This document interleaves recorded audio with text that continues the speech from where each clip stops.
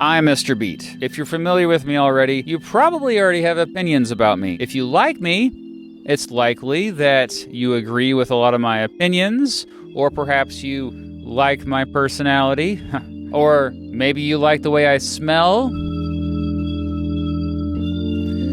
I smell like tuna fish all the time, in case you were wondering. Anyway, I've noticed on social media that people are pretty divided regarding their opinions about me. They're either like, as a longtime viewer, I'm very proud that you are getting the recognition you deserve and getting to experience history in the making, all the while documenting it firsthand for all of us to see. You've certainly made a difference in this world for many people, and I'm glad you got to meet so many viewers who are already doing big things. Or they are like, hi, I'm Mr. Woke. People seem to be more tribalistic than ever. Often, there are just two teams, and you're either with us or you're with them. And if someone from our team joins the rival team, boy, we hate them even more than our enemies, don't we? The word traitor seems to roll off our tongues a bit easier these days. And sure, most of the time, it just seems like there are two teams, but within these two teams, there is an endless amount of smaller teams. The number of people we identify as part of our team seems to be shrinking. The number of enemies we have, well, that seems to be growing. And we seem to hate our enemies more. And while our teams used to be more aligned with families, nations, countries, or religions, now our teams are more aligned with political parties, universities, neighborhood associations, media figures, or even Discord servers. This realignment has even caused family members to not talk to each other anymore. We have splintered so much that it's even difficult to find someone to date on one of those dating app thingies. Of course, I wouldn't know. I've never been on a dating app. Literally, I've never been on a dating app my entire life. Stop judging me right now. You're putting me on an opposing team right now, aren't you? Oh, some of you are putting me on your team. Okay. And while the political divide in the United States seems to get all the attention these days, If you let me I would talk, never sit in this If you let me room. talk, I would be more than glad to tell I would love for you to Can I clarify that, finish? but you better take better care with Can your I? words. Don't tell me what I better do. I argue that this is a much more systemic problem. So why do we no longer have anything in common? I don't know. But someone should definitely make a video about that, huh? Okay.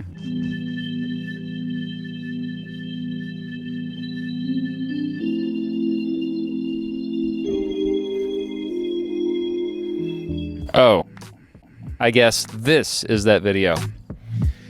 Okay, so after the break then, I will tell you exactly why we no longer have anything in common. And I even got some insights from Dr. Sam Richards, the brilliant sociologist who runs the famous Soc 119 class at Penn State that has quite a YouTube following as well. And the sponsor of this video will offer you a clue as to why it seems we have nothing in common anymore. I've been using Ground News to become a smarter news consumer and to break free from algorithms for at least 3 years now. They are no doubt one of my favorite sponsors because they promote something I strongly believe in: improving media literacy. Ground News is a website and app that gathers articles from over 50,000 news sources around the world to show you media bias. Here's an example. Okay, here's a story that not many left-leaning sources have been covering. Elon Musk's X can proceed to trial in case against Media Matters after Texas judge denies dismissal request. See, you can see the different headlines here. There are 4 outlets that have covered this on the left. Judge denies Media Matters motion to dismiss X's not liable lawsuit. 6 in the center, and then on the right, they've covered it a lot more, and you see the difference of headlines here, like this one by The Blaze. LFG, Texas judge sets stage for Elon Musk to drag leftist Media Matters before a jury. And yeah, so 34 total news sources here, 4 lean to the left, 16 to the right, and 6 in the center. Factuality, 19% of the sources are high factuality. Ownership, 32% of the sources are independent news. So yeah, that's one of the things I appreciate about their blind spot feature, which shows you stories that have been underreported by either side of the political spectrum. With Ground News, you develop a well-rounded worldview and see the nuance behind the headlines. Go to ground.news/MrBeat and click on the link to get 40% off unlimited access to the Vantage plan, which is the same plan I use. By subscribing, you are directly supporting an independent platform on a mission to restore facts, transparency, and trust in the news. Thanks to Ground News for sponsoring this video. On any topic that you choose to discuss in one of your videos, you bring fresh eyes to things, right? And you're doing your best. But think about how much time it takes for you to do one of these videos. But imagine that that's not us. We have very little time for this kind of thing. And we got to try to make sense of the fact that we don't really understand the world. A lot of this quick reaction and negativity and divisions are really about self-protection. Okay, so based on my research, here are 4 big reasons why we no longer have anything in common.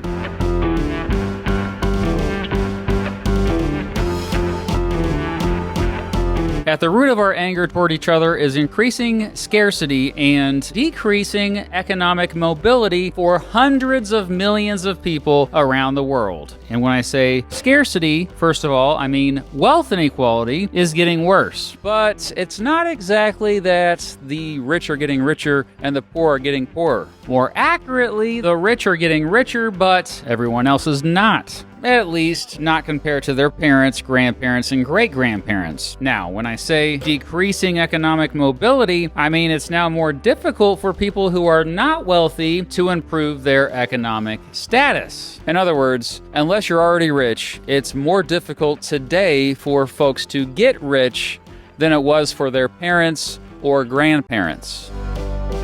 Check the sources in the description if you don't believe me.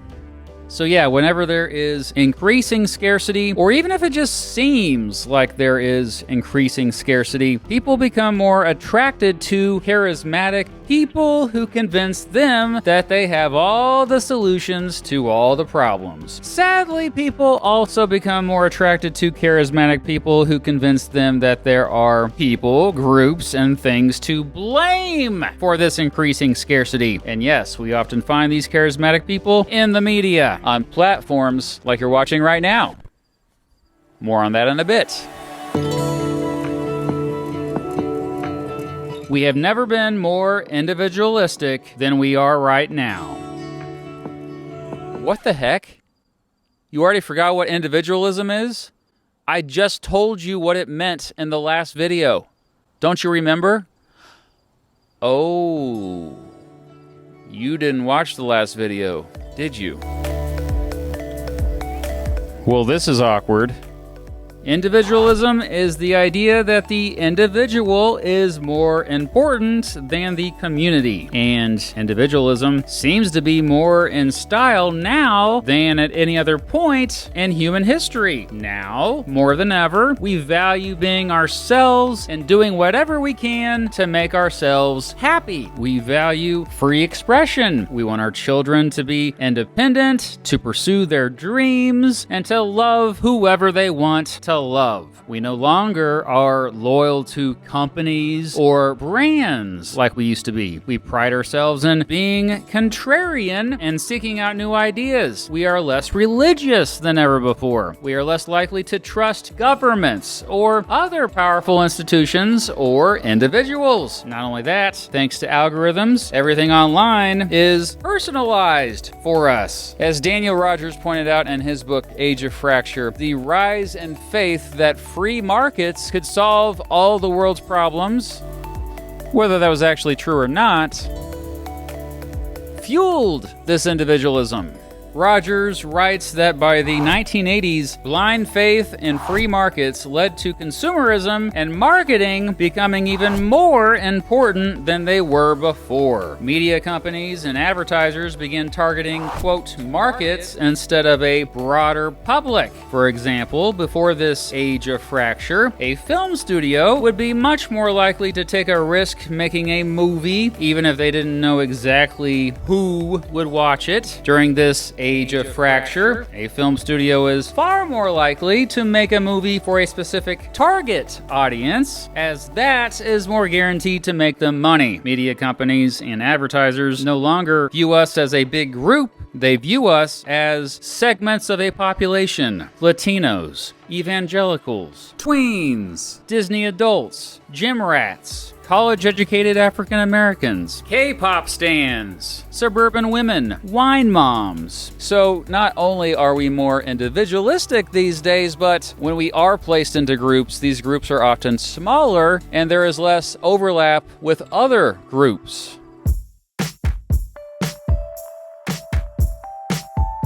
And because we are more individualistic than ever, our identities are also more important than ever.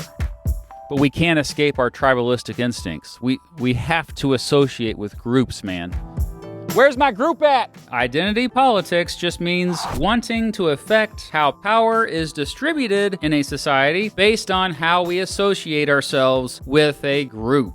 Look, there's no shortage of groups with which to identify, but often that group is based on our ethnicity, our religion, our nationality, our gender, our sexual orientation, our skin color, or our social class. And yes, identity politics is arguably more prevalent today than it ever has been. In his book, Why We're Polarized, the journalist Ezra Klein argues that group identity often overrules any arguments for or against an issue. Quote, "We are so locked into our political identities that there is virtually no candidate, no information, no condition that can force us to change our minds," he writes. "We will justify almost anything or anyone so long as it helps our side, and the result is a politics devoid of guardrails, standards, persuasion, or accountability." In fact, if you want to convince a person to support a political issue, it's more worth your time to appeal to that person's identity rather than appealing to their logic.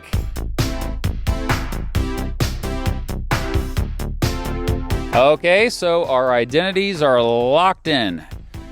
So what's next? Well, we just want to be happy. And what makes us happy? Only seeing or hearing information that doesn't threaten our identities. We believe what we want to believe, whether we realize it or not. We all have confirmation bias, or the tendency to seek out information that confirms or supports our identity. In fact, when we encounter information that goes against our identity, it hurts. That pain we feel when this happens is called cognitive dissonance. Brain scans even show that the part of our brains that is activated during a physical threat is the same part activated when someone attacks our identity. This is why we get so worked up about politics and religion. Oh look, I made a video about that. And thanks to how algorithms keep us online by showing us what we want to see, not necessarily what we need to see, we often get trapped in two things that keep us ignorant: epistemic bubbles and echo chambers. I recently found out that these two things are not the same thing. I was so stuck in my epistemic bubble, I guess, that I failed to learn the distinction. An epistemic bubble is an informational environment in which important sources of information are excluded, sometimes accidentally. An echo chamber, though, is an informational environment in which a person not only sees beliefs or opinions they already agree with, but important sources of information are actively excluded and or discredited. In other words, if you're in an epistemic bubble, you're ignorant just because you haven't put the work into researching. If you're in an echo chamber, you believe you don't even need to research to begin with because you have all the information you need. Well, the good of it is that I'm just presented with things that are of interest to me. You know, I look up something on golf balls, and then for the next 2 weeks, I just was getting stuff about golf balls. So okay, well, clearly the gods of the internet know that I'm interested in learning about golf balls right now. So you keep sending me stuff, and eventually it'll stop because I'll no longer click on them. Well, that's pretty cool. I don't even have to remember. Oh, that's right. I I still have to learn more about golf balls. The negative side, of course, is with issues that are a little bit more controversial. The algorithms aren't set up to say, hey, let me make sure that I send 2 or 3 or 5 different perspectives on this issue to this knucklehead, Sam Richards. It's more likely to send me 1 or 2 perspectives. And that's problematic because I'm going to start thinking, oh, this is what everybody's out there is thinking. And of course, it's not. As I alluded to earlier, personalized social media feeds can further isolate us. All of us are seeing different recommendations over here. This makes our epistemic bubbles and echo chambers even worse as we retreat to our isolated corners of the internet. Before the internet, and especially before social media, most people consumed much of the same media. This is no longer the case. You are no longer watching the same shows as your coworker. You're not listening to the same podcasts, you're not watching the same YouTube channels, or visiting the same subreddits or Discord servers, unless it's a major event like the Olympics or a blockbuster film. Few of us are watching the same media anymore, which further isolates us. In conclusion, because of these 4 reasons, we no longer have anything in common. But here's a twist. I've been misleading you this entire video. It only seems like we have nothing in common. People eventually, they tire of a lot of these echo chambers, right? They truly do. And in fact, I suspect that many fewer people are involved in them, are living in them, than we like to argue. Most people, in fact, can easily relate to each other because most of us, as it turns out, have similar values and beliefs, even if our identities don't quite line up like they used to. Oh, don't get me wrong, we all have different opinions, but our values are mostly the same. And probably the quickest way to understand this is to look at how our species has managed to survive for more than 200,000 years. We survived because we had shared values. The social psychologist Shalom Schwartz even came up with the theory of basic human values, in which there are 10 basic human values that people of all cultures recognize. Yep, there they are. So what about beliefs? Oh, they're similar too. For real, most religious beliefs have more in common than not, and even our interests are similar. Despite our different cultures, most of us like music. Most of us like to share a meal with friends. Most of us like to watch videos. Most of us like to be active. Wait, you think I'm making this crap up? Well, there are even studies to back this up, like this study, which followed thousands of people from 62 different countries just living their everyday lives. The study's conclusion: most people did the same stuff and valued the same stuff, no matter what country they came from. Let's say you have a couple neighbors one is really super involved in politics and just loves, I don't know, Donald Trump, let's say, right? And then you have another neighbor who's just a hardcore libertarian, and then somebody else who's like super social justice oriented. Well, if y'all come together and you have a barbecue in your backyard, what are you going to talk about? You're going to talk about a lot of stuff. You're going to bring all these different interests that you have to the barbecue, but somehow you're going to find something to talk about. That's what happens with people, because we mostly share. We share a lot more than we don't share. What I find is that people just bring these differences into a group setting and they just have conversations. I mean, think about it. It's not like when you go to the grocery store or the car dealership or the dry cleaners and you walk in and everybody's like giving you evil stares like they want to kill you or get in a fight with you. No, everybody is polite, everybody's nice, getting along. Human beings are kind of really destined to be more connected in the future than they ever have been in the past. So why do we think we have nothing in common these days? The media we consume. It's important to remember that most of us suck at media literacy, or understanding the media we consume at a deeper level. That's because critically thinking about the media we consume is freaking difficult. And because we don't want to put in the work of thinking deeply about the media we consume, we often choose not to. So we can't just blame the media companies for us not thinking deeply about the media we consume. They are, after all, providing to us what we already want. That said, Instead, media companies profit from hate and division. Media companies literally do better the more we are divided and the more we hate each other. The corporate entities, their profit is based on these kinds of clicks, and it's based on anger. Politics is fueled by anger. I mean, nobody gets involved if you're not angry. Or fear.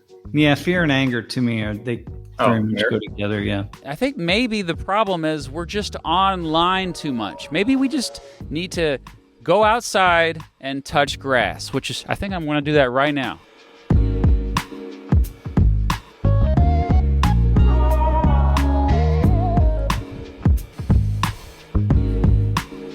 Here's some grass. I knew I'd find some.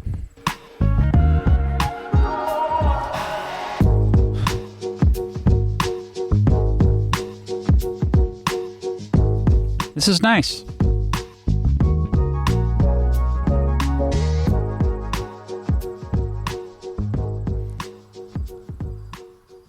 Don't forget to check out Dr. Richards' channel, Social-Ecological. Thanks to Dr. Richards for being a guest on this video. And thanks for staying curious.